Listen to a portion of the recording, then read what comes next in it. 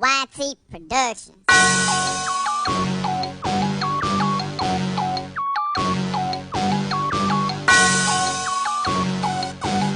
Yeah.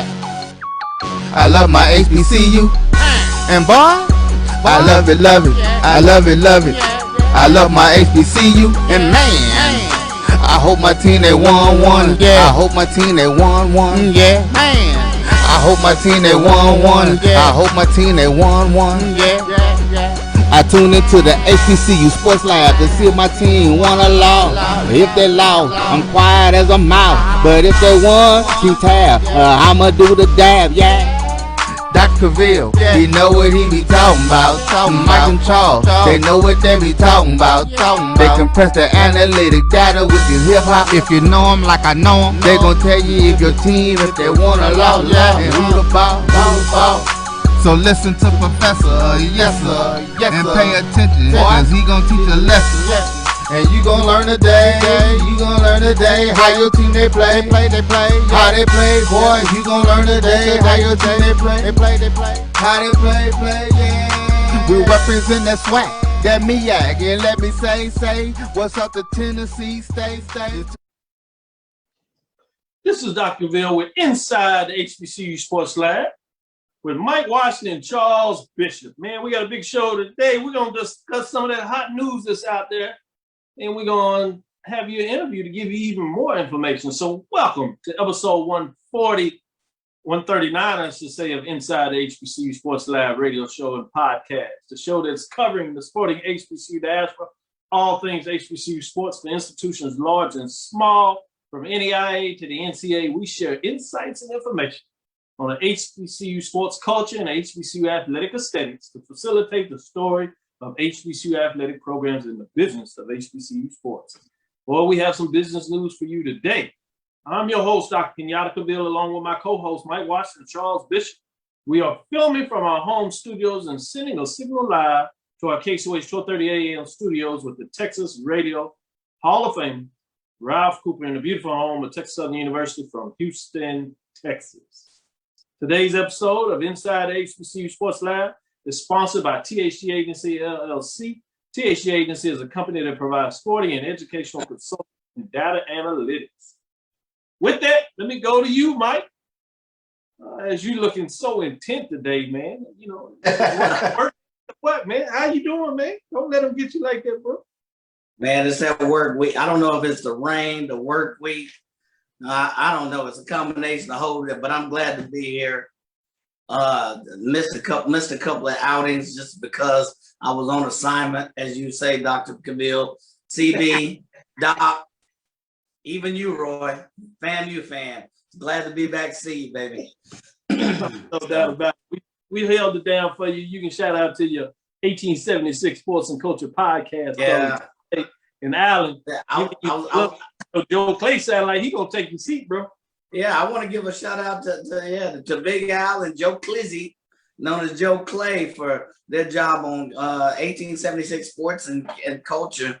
Joe Clay talking that mess. He better back on up. It's like, give it.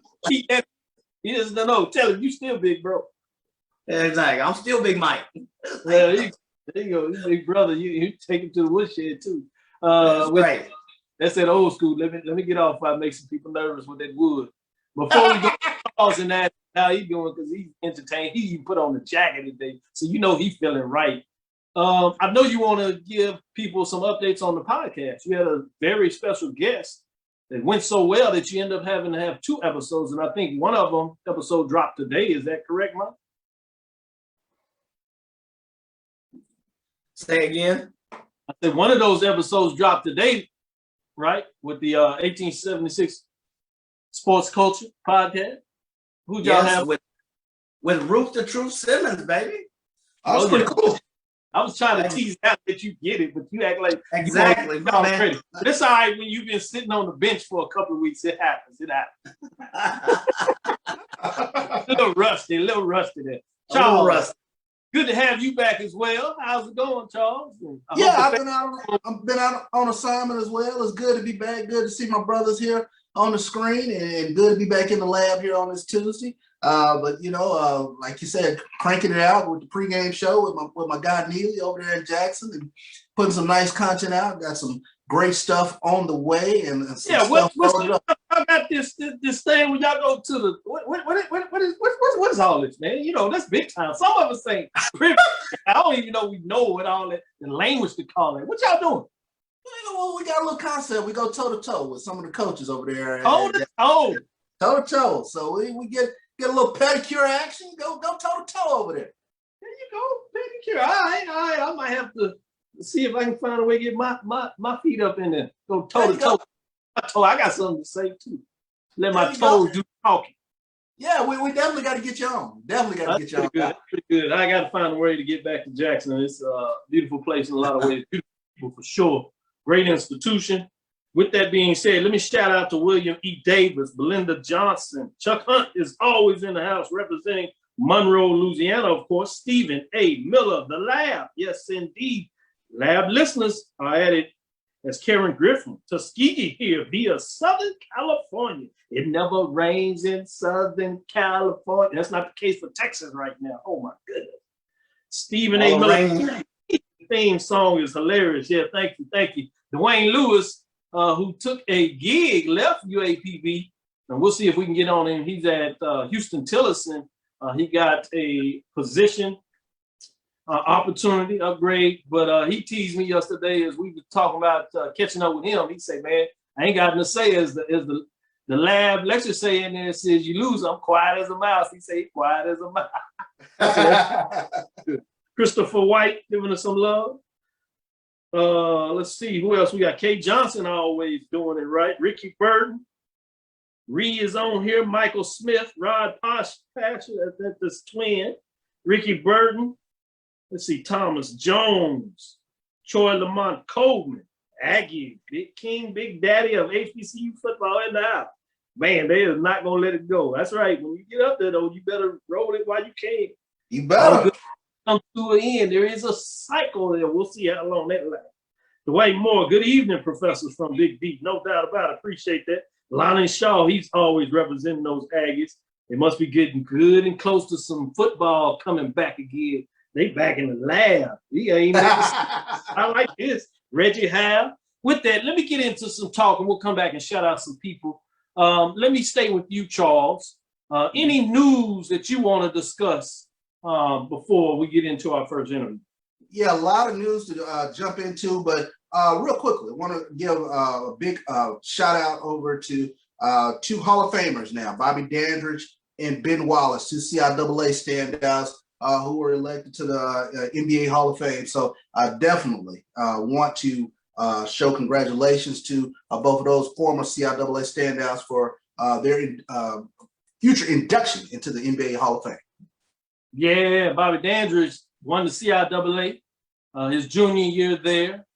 Went to the second round of the NCAA, and this is prior to Winston-Salem State winning it all, so it was a big run. And remember, when you talk about this is the heyday. This is when you talk about the magics of HBCUs as they were desegregating of the institutions in regards to the NAIA and the NCAA with opportunity to participate in their tournaments, which they had been exiled. They weren't allowed to participate in the 50s and 60s. So you have these teams coming in and they are just blowing the doors off the tournaments in a lot of ways. NIA, they were winning championships, 7 in like 10-year period to give you some framework of that. Making runs in the NCAA Division II tournaments. Teams were going to both NIA and NCAA, wasn't either or. And this is prior to actually having membership in the NCAA and NIA. This is when these teams and these two associations were just hosting essentially the tournaments. So that's some framework about that. Obviously, Ben Wallace in terms of what he was able to do, just to give you some framework there. And people don't realize, they may not realize that Bob Dandridge, going back to him real quick, that he actually coached for a couple of years as assistant coach at Hampton University after his illustrious career in terms of what's going on. And Tuesday, we'll take a deeper dive in this as we'll talk to a gentleman that worked with a high school that did sports analytics that provided some information to those that were pushing for Ben Wallace to get in the Hall of Fame. and he gives some analysis that we'll get out there to the people. So look forward to that interview on Thursday. But I did want to share that in regards to what that looks like. Let me go to you, Mike. Do you want to respond to that and give some thoughts on those two gentlemen, or do you want some other things that you want us to explore as we move through the show? No, I think both of you touched on it. I will if we'll talk baseball on the hills and on the and Tampa. It was a monumental game. Somebody had to lose, and thank God it was them this time. We knew it was going to be a battle. Look at Jake Gaither's record. 202 and 36, I think, some off-the-wall figures. And nobody would play him because they didn't want to take a chance of getting beat. But the truth of it is, over 46,000 tickets. Blacks were sitting in the east stands. Whites were sitting in the west stands. And the score wound up 34-28. The only thing we proved that we wasn't inferior, that we were not inferior, and we were not afraid. For one night, for 160 minutes, we was better than them. They play. How they play, yeah. We represent that SWAC, that MEAC. And let me say, what's up to Tennessee State? Tune into the... This is Dr. Cavil with Inside the HBCU Sports Lab with Mike Washington, Charles Bishop. As we promised, we said we had a big guest today. We have Mr. John Grant, the Executive Director of the MEAC SWAC Challenge and the Celebration Bowl. Many of you by now have heard the great news, which many of us would consider great news, certainly the big news, I should say. But we're going to get to explore and get into it a little deeper and probably get some other insights that you can't get quite anywhere else, since we have the Executive Director himself that's going to provide us some updates and information on those things that you may have seen or may not have heard. So with that, welcome to the lab, or welcome back into the lab, I should say, John. It's good to have you back inside the lab.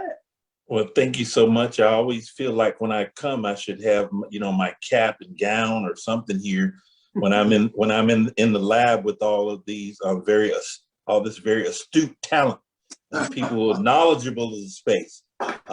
Thank you all for having me today. Oh, it's certainly all our pleasure. Let's jump right into it. Obviously, the big news is MEAC SWAC Challenge and Celebration Bowl extended, 6-year extended deal that lets everybody know questions are going on back and forth. I think this pretty much answers all of that. This is full speed ahead. And as you say, things start in Atlanta and they end in Atlanta with the kickoff, which moves to week 0. I think that's a change, which is some big news in regards to that. So we can talk about maybe, why or how that came about at least. Then another part of the announcement that you talked about, that First Take is going to be a part of the MEAC SWAC Challenge this first weekend, which is huge. And so some of those are the things that I pulled out of this. Let's go back and start about the 6 year. What does it mean for you, a part of ESPN, to make this commitment to the SWAC and MEAC? Well, again, thank you all for having me. But, we certainly believe that in what ESPN has been building since 2005, when we launched the initial MEAC SWAC Challenge. So we've had a commitment to showcasing HBCU excellence, since that time. This extension, in working with both Dr. Thomas and Dr. McClellan, Dr.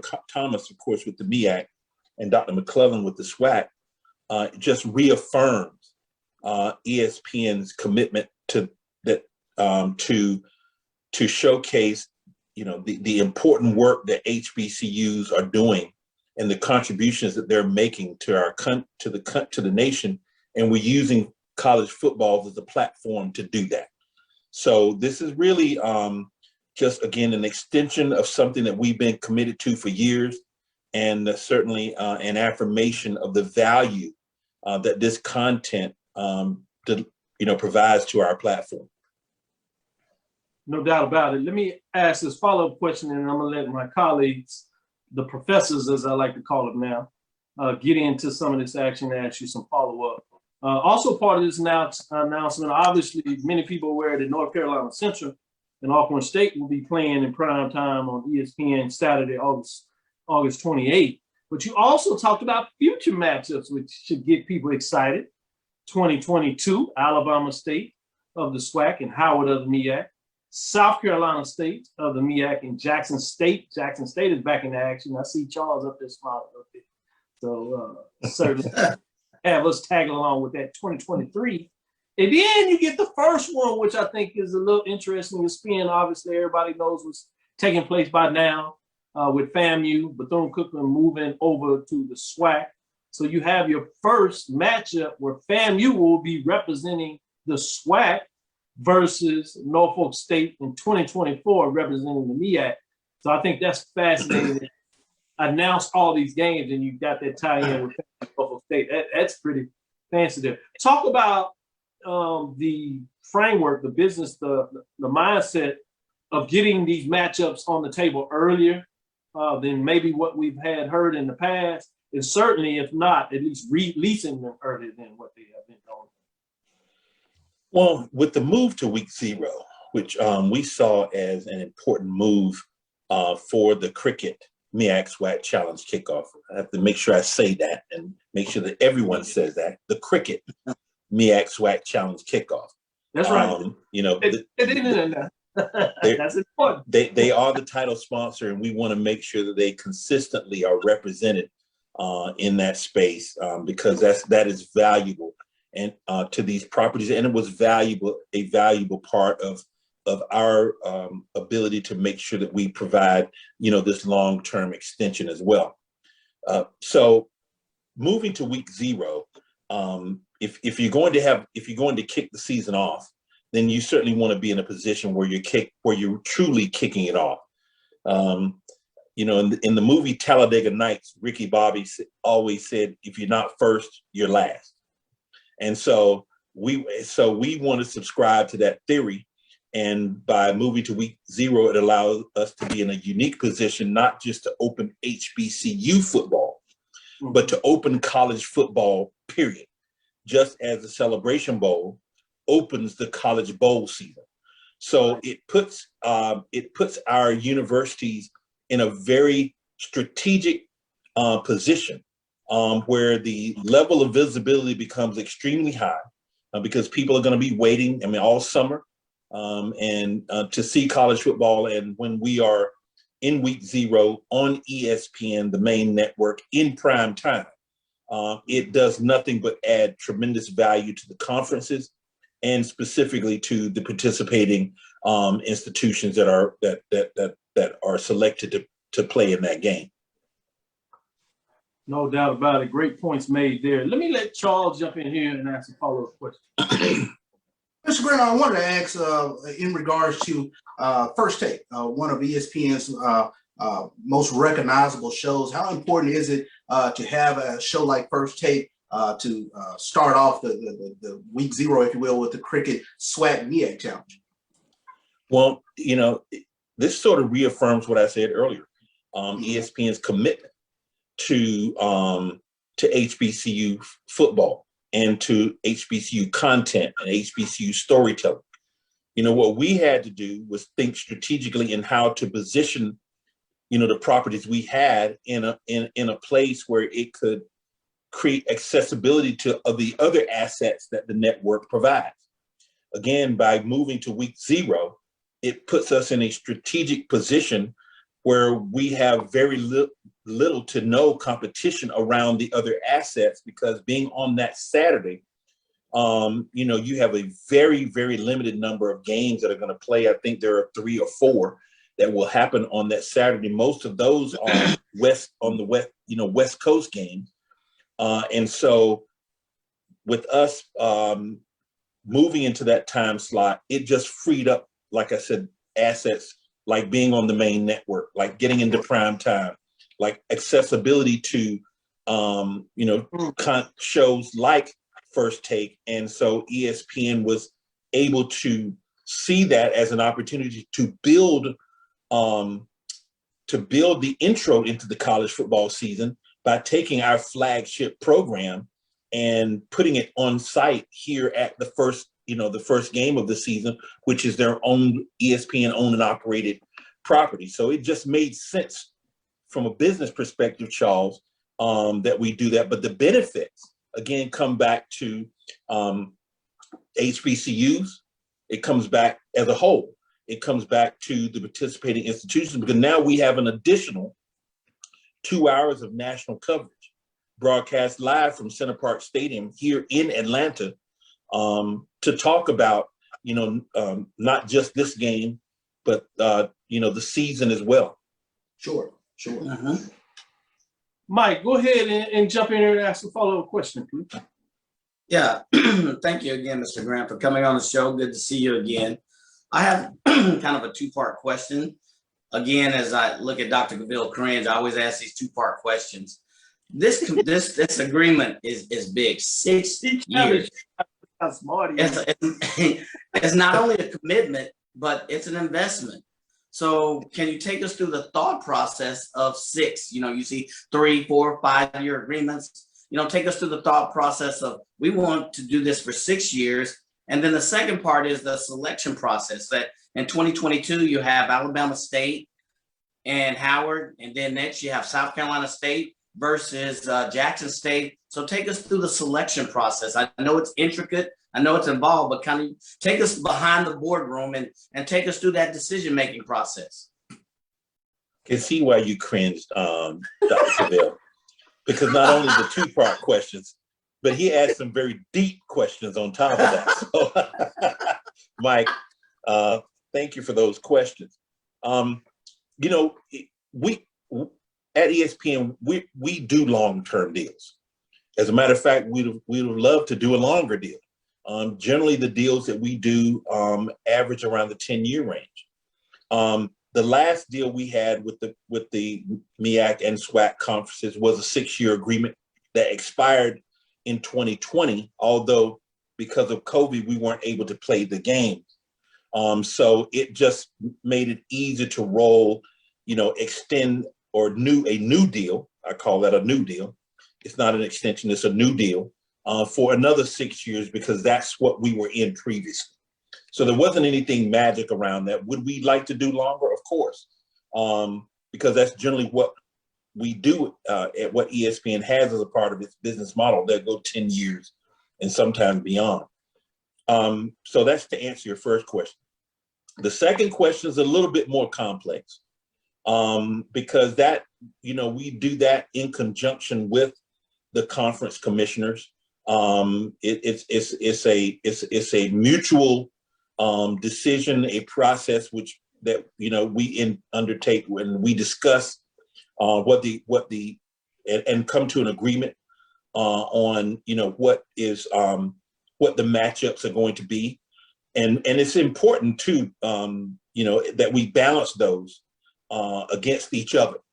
So we know that Alabama, when you look at Howard University having to come out of Washington D.C., then we wanted to make sure in working with the SWAC that we have a team that's going to be relatively close, that their fans could easily get to Atlanta. And I don't know the last time Alabama State played in Atlanta. So we know that Atlanta will be a tremendous destination for the people coming over just, 2 hours away out of Montgomery to see their team play in Atlanta. And then, of course, Howard has its own unique things that it brings, because we can build some story and content around Howard, and there's something special that will happen in that game that I'll save it. I'll break that at a future show. But that same process occurs as we collectively look at what the matchups will be, for each year. When you again look at South Carolina State versus, say, a Jackson State, that's two powerhouse institutions, two great programs. South Carolina State, 3 hours away. Jackson State, no matter where they are, they're going to bring, they pack up everybody to coming out of Jackson, Mississippi, and the surrounding geographic areas. But that sort of gives you a sense of the thinking and how we collectively come together, because we still have to look at what is it that people want to see? Yeah. And we have to put matchups together that not just bring people to the stadium, because that's really a small number compared to the people that are going to watch. And so we want to make sure that it's compelling football, that we're creating the kind of content that fans want to consume. And so that's really how we go about it. All right. Thank you. This is Dr. Ville with Inside the HBCU Sports Lab with Mike Washington, Charles Bishop. Mr. John Grant, if you would, if you could stay around for a minute, we got a couple more questions and we want to follow up and then give you some space and time to maybe some other things. But we're going to take a quick break and then we'll be right back. So don't touch that dial. Stick with us. We got more insight. We're going to take a little deeper dive in the cricket MEAC SWAC Challenge kickoff, if you would, as well as the Cricket Celebration Bowl. Make sure I get that in there. Make sure I get John back. We don't want to get him in any trouble with that, especially with these deep analysis and these professorial questions in terms of taking it to the boardroom, as they would say. And I say that on purpose, making an allegory in terms of some other shows out there. But with that being said, stick with us. We'll be right back. All seriousness aside, enjoy this content, this great information that we're getting from John. Have you had your Earth Blend coffee today? At Earth Blend Coffee, we take pride in offering you the very best of beans across the world, blended and roasted to perfection, giving you superior quality and satisfying and flavorful taste. Experience the world in one cup with Earth Blend Coffee.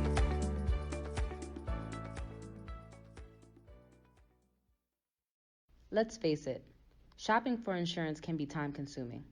That's why when it comes to your auto, home, and life insurance needs, make things simple and trust the experts at Allstate. They will help you get the coverage that fits your needs while helping you bundle your life, home, and auto policies. Bundling saves you money, sure, but it also saves you time, so you can enjoy the things that matter most even more. Contact me, Tammy Haynes, your local agent, for a free personalized insurance quote. Allstate, are you in good hands? You gon' learn today how your team they play, how they play, yeah. We represent that SWAC, that MEAC, and let me say, what's up to Tennessee State? Just tune into the HBCU. This is Dr. Ville with Inside the HBCU Sports Lab with Mike Washington, Charles Bishop. We're having our interview with the Executive Director of the Cricket MEAC SWAC Challenge, kickoff, as they say, as well as getting some information also on that Cricket Celebration Bowl. You can be selected to start, but you have to earn your way to the Cricket Celebration Bowl to end things, because it starts in Atlanta and ends in Atlanta. Just to throw that in there as well. I'm gonna have a follow-up. I know Charles wants to jump in here. He has a significant question he wants to get in. As unfortunately, you can't hear us from what we talk about off record. Has to stay off record, but we appreciate that insight. We promise to keep it in the lab until it's supposed to be out there. But I do want to ask you, and I know oftentimes confidentially, you can't necessarily go get into the specifics of the numbers. But can you talk about in any way, was there an increase in terms of the payout for the teams? And, you know, was it sizable? Was it significant? And how do you frame that in your in that component of the question? So to answer your question is yes and yes. You know, as I continue to refer back to the commitment that ESPN has made to HBCU football and to HBCUs in general. And I'll talk about what I mean by that, you know, in a minute. But, you know, going into into this new deal, again, we value without question the relationship that we have with both conferences and understand the value that their member institutions, you know, what the contributions that their member institutions make. We're just delighted, being the worldwide leader in sports, that we have the opportunity to showcase these student athletes in a very big way, and on our major platforms, both of them, ESPN for the Cricket MEAC SWAC Challenge and ABC for the Cricket Celebration Bowl. We don't think that there's any better way to demonstrate, the importance that these member institutions and these conferences, working with, again, Dr. McClellan and Dr. Thomas, who are two outstanding leaders of their conferences. It just signifies, our belief that this is what we should be doing, and it's a great business decision, for ESPN. No doubt about it. Thanks for sharing that insight. Charles, I know you want to jump in here with a follow-up question. Go ahead. Sure. And to follow up on what you're saying, Mr. Grant, in regards to ESPN's commitment, a huge storyline has been the MEAC in terms of their viability and the health of their conference. What does an agreement like this do in terms of speaking toward the health of the MEAC?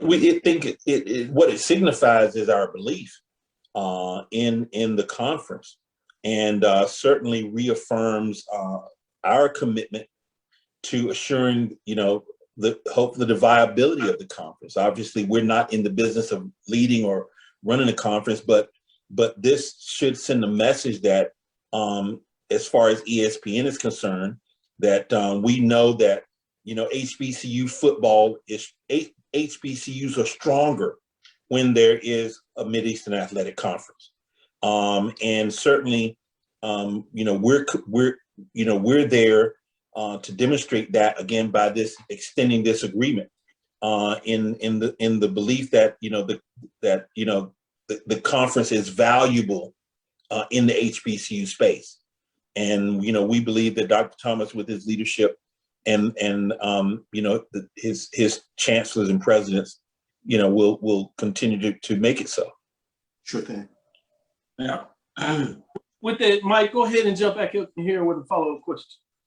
Yeah, Mr. Grant, I just I guess building off your previous statement, you said that, this is a tremendous extension. What's different? Is there anything that's different or new that we haven't asked that's to the table? Is there more leveraging off the HBCU experience, more exposure for bands, tailgating, the HBCU fan base? Is there something different, a different nuance that's a part of this package that wasn't part of the previous package? Well, Mike, that's a great question. And if you saw the headline of the release that we said, it indicated that First Take will be on site to open the college football season, which is the HBCU football season as well. That has never occurred in the history of the show. First Take has never come live from an HBCU game. But to add to that, and I can't really tell you the locate, but I will tell you, this is not the only game that it will go to this year. So, that again speaks volumes to our commitment to the HBCU space. I can tell you this, that they will be here to kick it off, and they will be here to close it in December. But there are other you're hearing it here first, but there are other stops that I really am not at liberty to mention that again demonstrates our commitment to HBCU football. So that's the first thing that's different. Wow. The second thing that's different is this game has never been played in prime time in its history. And so the Cricket MEAC SWAC Challenge kickoff being on the ESPN network, now it has been on the ESPN platform before. It ultimately moved to ESPN2 because of other contractual obligations, whether it's with US Open Tennis, Major League Baseball, etc. And those were some of the reasons why we also needed to recognize that if we want, we've all heard the term, we use it a lot, you either go big or go home. Well, we are constantly trying to find ways to make sure that we're increasing, which is part of the job that we have, to increasing the value that both of these important properties have in the HBCU space. I'm a graduate of HBCU, so I know the importance of our institutions to our country.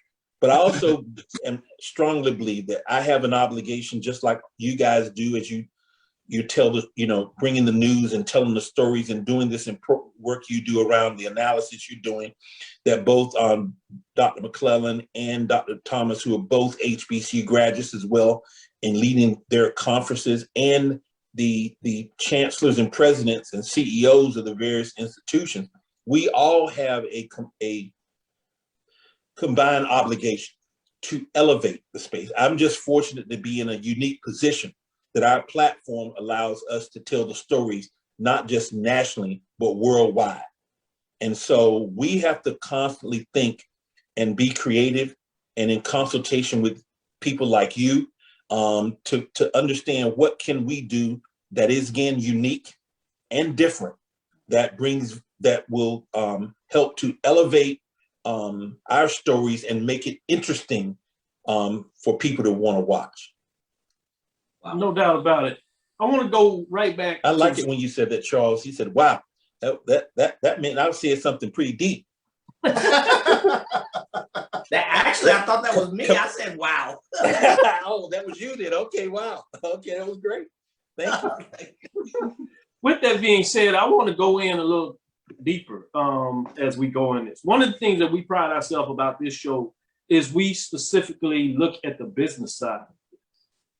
And when I talk about that, oftentimes fans out there will talk about just what's on the field, which obviously is extremely important. That's why you're there at the first part. But part of this, as we talk about sports and culture, uniquely with HBCUs and big time super mega events, you have that too, where, the event itself is important, but the mega things around it, in a lot of ways, is what creates the mega part of when we define mega event. Super Bowl, Olympics, and all those things. It's all the parade and circumstance, the culture that's around it. And where I'm going with this question is to take us inside for those that may look at just football. Obviously, when you talk about maybe Jackson State or Howard, people will talk about, well, they're not playing, quote unquote, good football is measured by wins and losses. But while you take that in a part of the construct, there is also a business side of it. And we can't just gloss over that. We need to make sure that our listeners are educated about every component of the business. So when we are making decisions and spending our dollars to support those that are financially supporting us, that we understand much more about the business and what it looks like, if you want to play in this space, if that makes sense. So we've talked about, in a lot of ways, when you have measures of television, the metrics associated with it. And so whether you have something personal against Jackson State in regards to what they're doing with Coach Prime, you may not like all that, but you do have to recognize what that brings to the table in terms of the numbers. We had a game that was measured that had one rating that came on ESPN, and then when it came back, you had higher ratings, which made it easier to move from streaming or ESPN to platform to ESPN. So talk about the importance of people understanding the measure of entertainment, which sports ultimately are, and telling those stories about how important measuring numbers are in regards to getting the funding that a lot of people believe HBCUs should receive, particularly in sports. Well, I think you almost answered the question, Dr. Cavil. You've laid out the case very, very well. But listen, there is no such thing as going back to the normal. That is over. The 2020 changed the dynamics in how we will exist, live, and work forever. So won't see ourselves going back to the way it was. Well, that's the same thing as it relates to HBCU football and how we have historically approached the game. We've looked at and quantified big as how many people are at your game. And the business of football passed that years and years ago, because the conversations now are around total live audience. Mm. That includes the people that are there, and the people that are watching. That's the number. So you can have 60,000 people in the stands at a non-televised game. You have 60,000 people. You can have 35,000 people at a televised game, and that game has 500,000 viewers. You have 535,000 people. Now, the value between the value proposition difference between the two from a company or a sponsor that's spending money is tremendous. For your 65,000, I'm going to give you this much. For your $500,000, I'll probably invest this much. And so the ability, and that's the first part. The second part becomes, the main thing about all of this, in higher education and college universities is about student population. The money's in the students. And if you can grow your student body and grow, your admissions and attendance, keeping in mind they're coming in paying tuition and fees, etc., and you create a multiplier for that, that's the way to grow your institution. It's not only just getting donations. That's one part of it. You've got to do that. Don't get me wrong, but you have to utilize the tools and what we're providing in as I describe it to my team, we're not in the event business. We're in the content creation business. That's what our team does. We create content. So that game is content. It's being consumed by the people that are there. It's being consumed by the people who watch. But if you're in the content creation business, then it's not just isolated to one day. That means every time we're putting out tweets and we're posting on social media and we're doing things virtually, et cetera, we are creating content, which my purpose, my being on here today with you, with this background behind me, is I'm creating content. And so that content carries value. We then take that content and the value of that content and extrapolate it into how we turn that around into dollar investments. Yeah.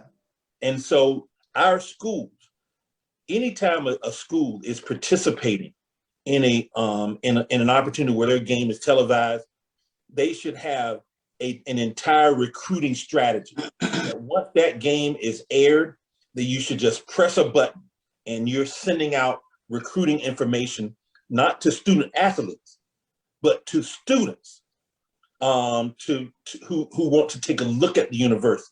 I'm going to use Jackson State as an example because they're one that people have been talking about a lot in the spring. And you have Deion Sanders there with football.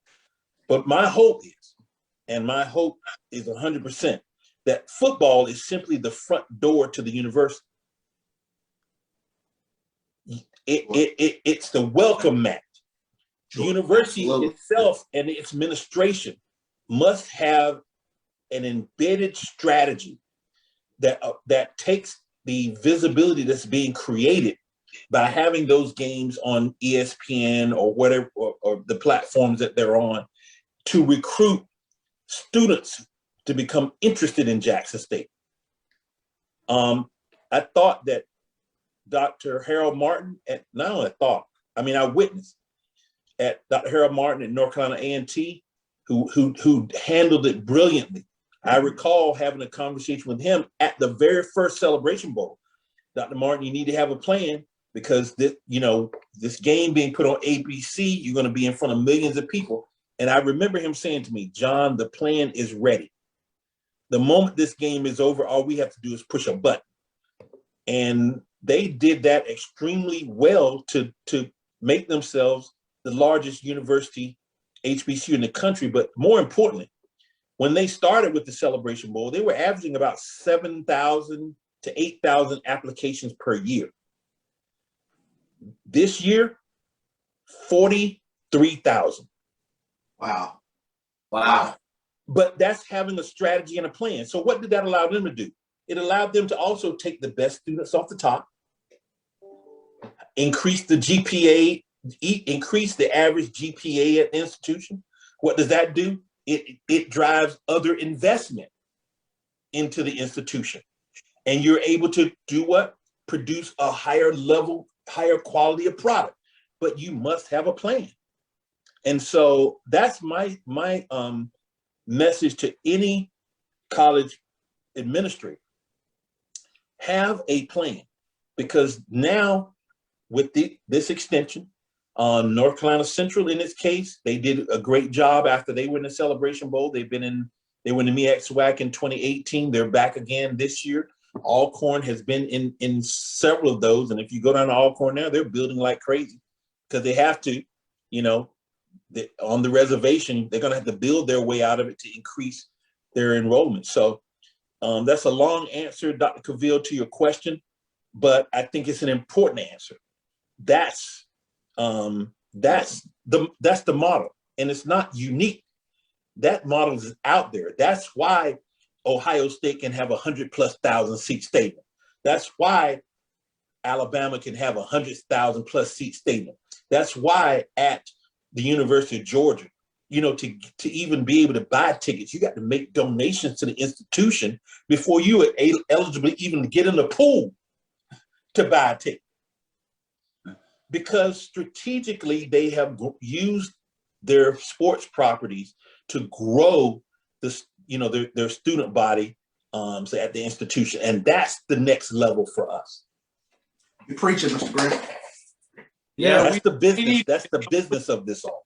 Extra time, space there. We're up against it, but I do want to take a quick break here. Dr. Cavil's inside the HBCU Sports Lab with Mike Washington, Charles Bishop. When we come outside of the break, I'll give you a moment to have your closing thoughts, whatever you'd like to share as we close.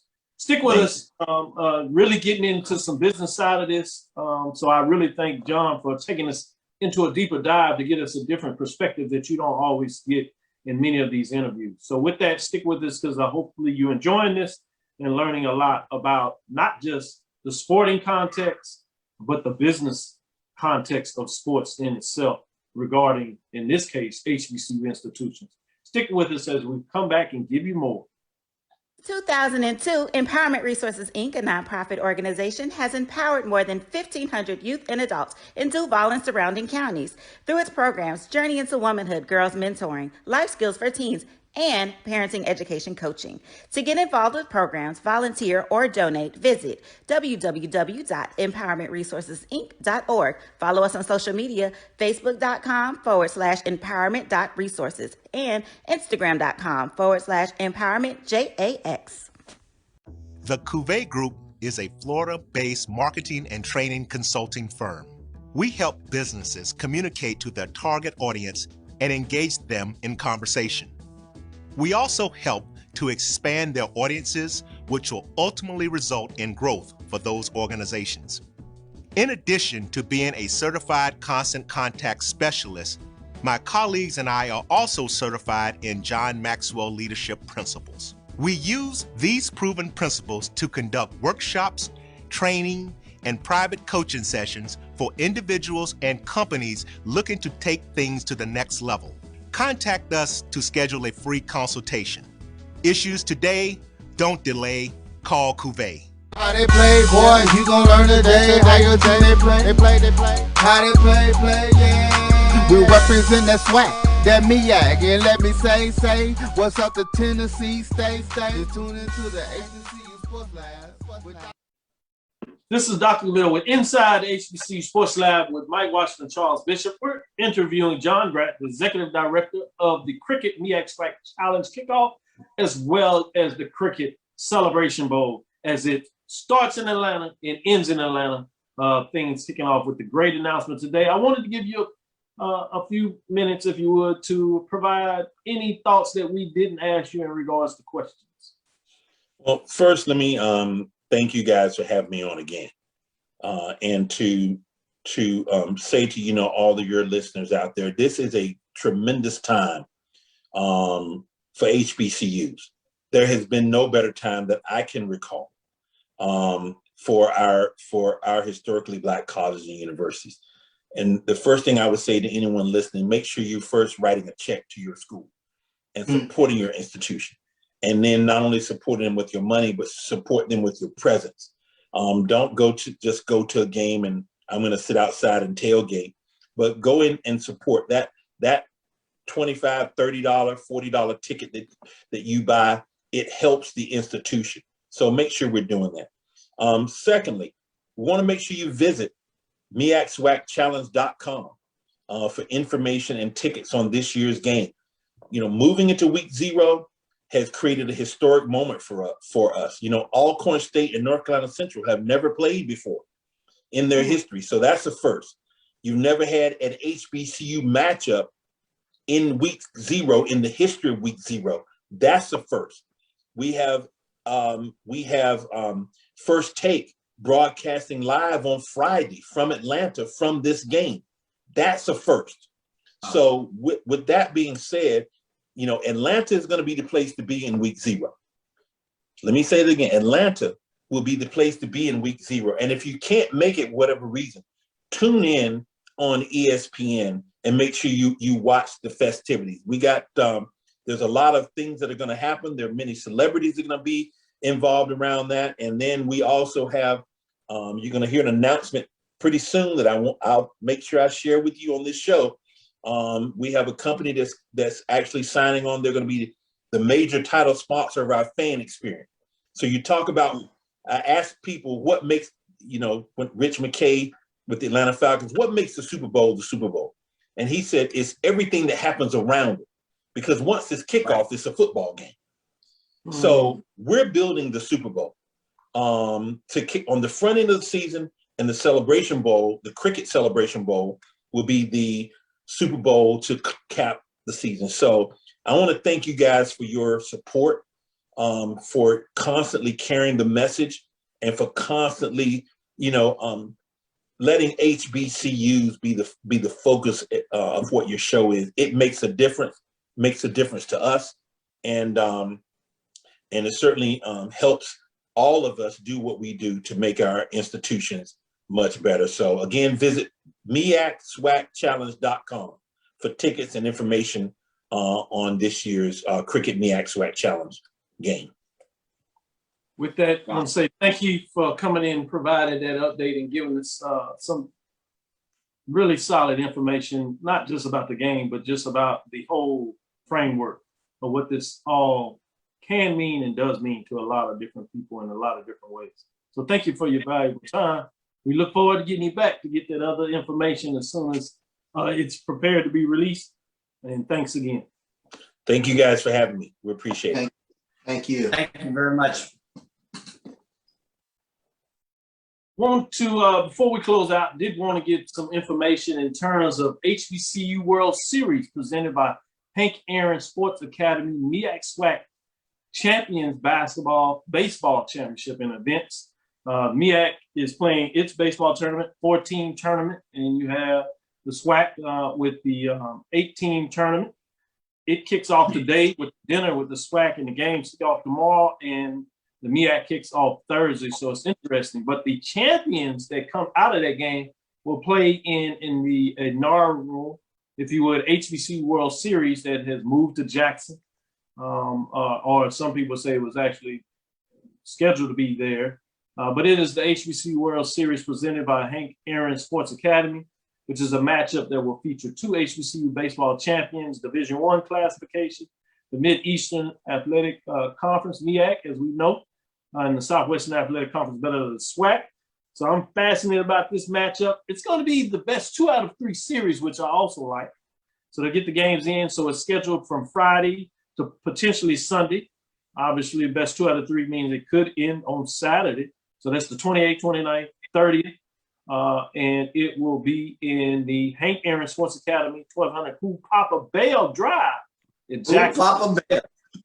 39216. For those that are looking to get there, I really like all those ties with the Negro League, the history of Jackson, Mississippi, and just in regards to the reflection of the HBCU World Series. This should be exciting. Let me give you a couple of quotes as we talk about this.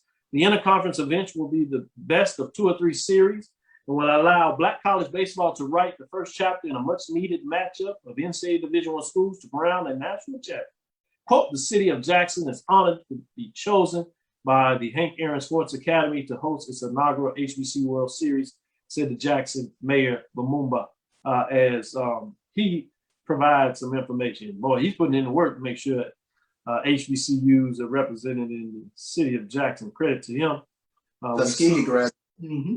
We've seen that with another HBCU grad putting in that work for Birmingham in regards to what they're doing and showcasing moving that Morehouse Tuskegee Classic there to Birmingham. So you see some of these deep-rooted southern cities are making sure that they're going to make their case to get a part of this action. Kudos for all those involved doing that, both the mayor and the city council and sports authority in a lot of cases. Quote, we will see this tremendous opportunity to share all that our city has to offer with the team, student, fans, and more. The event was organized by BCSG 360. We've had Paris on this show in terms of getting that information there. Broadcast by our very own BCSN when they did the Small College World Series.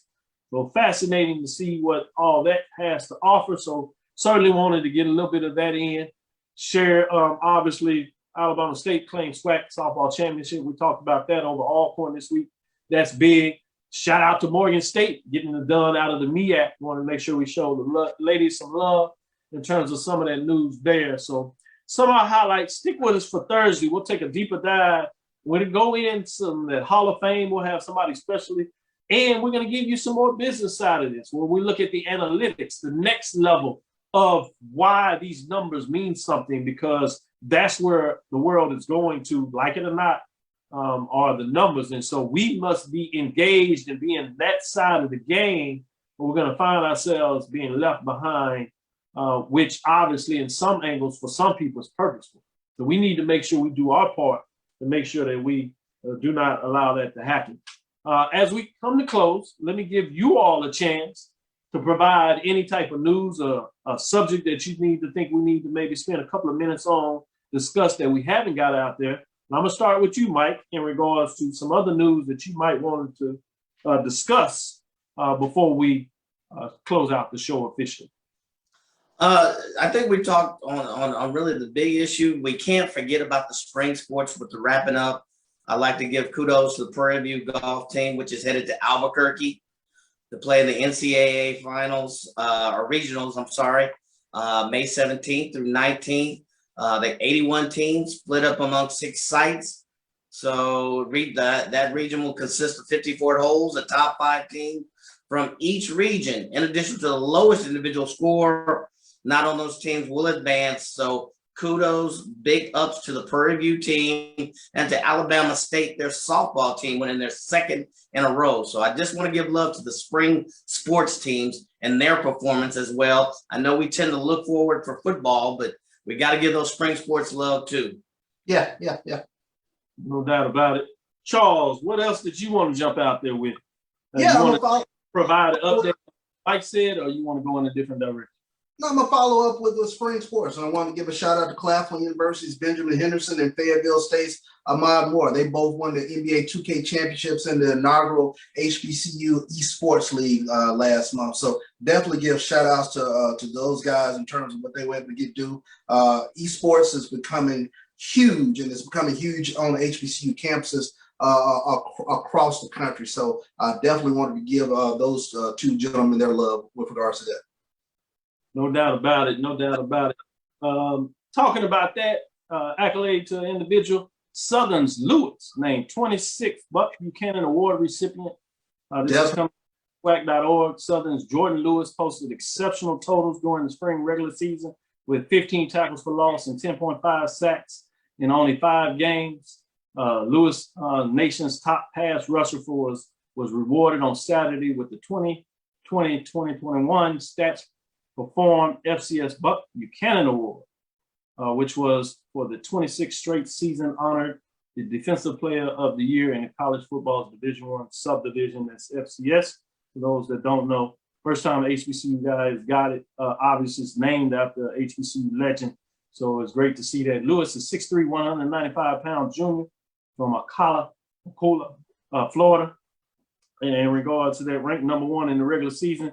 And I got to say, I did vote for him. So I was excited that I got to cast that vote for tackles for loss, 15, tackles for loss per game, 3, tackle yardage for loss, 82, sacks, 10.5, sacks per game, 2.1, and sack yardage, 73, as he was bringing the funk in so many different ways. Talking about Southern, I know a lot of this was already baked in as they started doing these schedules, because a lot of this discussion, could you imagine if that was a Southern Norfolk State matchup in that? Oh my God. Oh yeah. That would be huge. That would be fascinating. Or if it was a FAMU in like a Morgan State that upset them a couple of years ago and precluded them from going to the Celebration Bowl. But I imagine it's going to be fascinating with that FAMU Norfolk State matchup. One of them as we look ahead a bit. But let's start it off with this week 0. Should be fascinating with that. So I did want to kind of get that in there. Big news there. Tune us in Thursday as we will go and take a deeper dive, like we said, into some more information and really look at what's going on here. For that'll do it for us. I hope you enjoyed the show. Got a lot of information that we got to take you a really deeper dive in the business side, not just giving you an update on what was for the announcement with the Cricket MEAC SWAC Challenge, as well as the Cricket Celebration Bowl announcement for the MEAC SWAC extension for 6 years and all the ancillary items that are associated with it. Thank you for listening to Inside the HBCU Sports Lab. Make sure you share our podcast and our streaming platform with your friends and colleagues. I am Dr. Kenyatta Cavil, the Dean of HBCU Sports, coming from inside the lab in the College of HBCU Sports with Mike Washington and Charles Bishop. We hope you enjoyed the interview with Mr. John Grant, Executive Director of the Celebration Bowl, as I should say, Cricket Celebration Bowl, Cricket MEAC SWAC Challenge. Again, we thank you for listening to Dr. Cavill's Inside the HBCU Sports Lab with Mike Washington and Charles Bishop every Tuesday and Thursday from 6 o'clock. Check us out. We look forward to the next week when we discuss the latest news in the lab. Follow me, Dr. Kenyatta Cavil, as DrKenyattaCavil on Twitter, Facebook, and Instagram. Follow us on Inside the HBCU Sports Lab 1 on Twitter. On Facebook, check us out on Inside the HBCU Sports Lab. Make sure you go to YouTube and subscribe as you can get all the latest in the lab. Dream big and continue to move forward. We will talk with you soon. Charles? Of course. Mike? Lecture. Dismissed. YT Productions.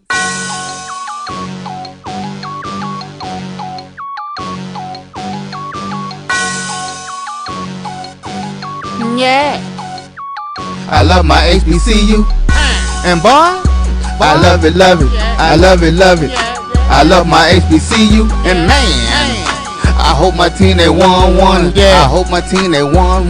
Yeah, man. I hope my team they won. I hope my team they won. Yeah. I tune into the HBCU Sports Lab to see if my team won or lost.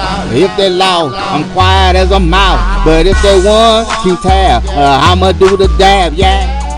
Dr. Cavil, he know what he be talking about. Mike and Charles, they know what they be talking about. They compress the analytic data with this hip hop. If you know them like I know them, they gon' tell you if your team, if they won or lost, and who the ball. So listen to Professor, yes sir, and pay attention, cause he gon' teach a lesson. And you gon' learn today, how your team they play, how they play, boy, you gon' learn today, how your team they play, how they play, yeah.